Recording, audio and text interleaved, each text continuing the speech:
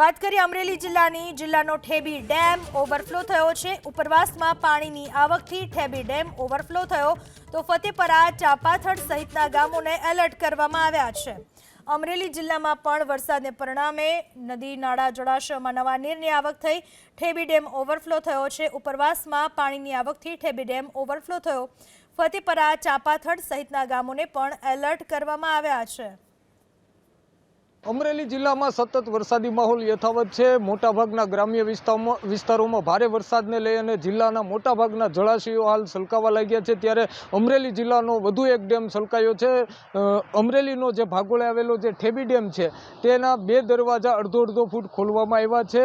ગઈકાલે વડિયાનો સુરવો એક ડેમ પણ છલકાયો છે, ત્યારે ધારીનો આમ અમરેલી જિલ્લાનો સૌથી મોટો ખોડિયાર ડેમ તે પણ 2 વખત છલકાયો છે। એટલે અમરેલી જિલ્લામાં સતત ઉપરવાસમાં વરસાદને લઈ અને ડેમો છલકાવા લાગ્યા છે। ત્યારે રાજુલાનો જે ધાતરડી એક ડેમ છે તે પણ 90% ભરાયો છે ને તે પણ છલકાવાની તૈયારી છે। એટલે અમરેલી જિલ્લામાં સારા વરસાદને પગલે મોટાભાગના જળાશયો હાલ છલકાઈ રહ્યા છે। ત્યારે સાથોસાથ નાની સિંચાઈ યોજનાના જે ડેમો છે તે પણ છલકાવા લાગ્યા છે। એટલે જે પ્રમાણે વરસાદને લઈ અને આ પાણી છોડવામાં આવ્યું છે, ઉપરવાસમાં ભારે વરસાદ પડી રહ્યો છે, તેને પગલે સતત પાણીની આવક ઠેબી ડેમમાં થઈ રહી છે। તેને પગલે હાલ અત્યારે 2 દરવાજા અડધો ફૂટ ખોલવામાં આવ્યા છે। ત્યારે આ વરસાદને જે ડેમના પાણી છોડવાના છે તેને કારણે ખેડૂતોના કૂવા, બોર સહિતના જે જળ સ્તર છે તેમાં ઊંચા આવશે અને ખેડૂતોને આનો સીધો ફાયદો થશે। હરેશ ખુમાણ, ABP અસ્મિતા, અમરેલી।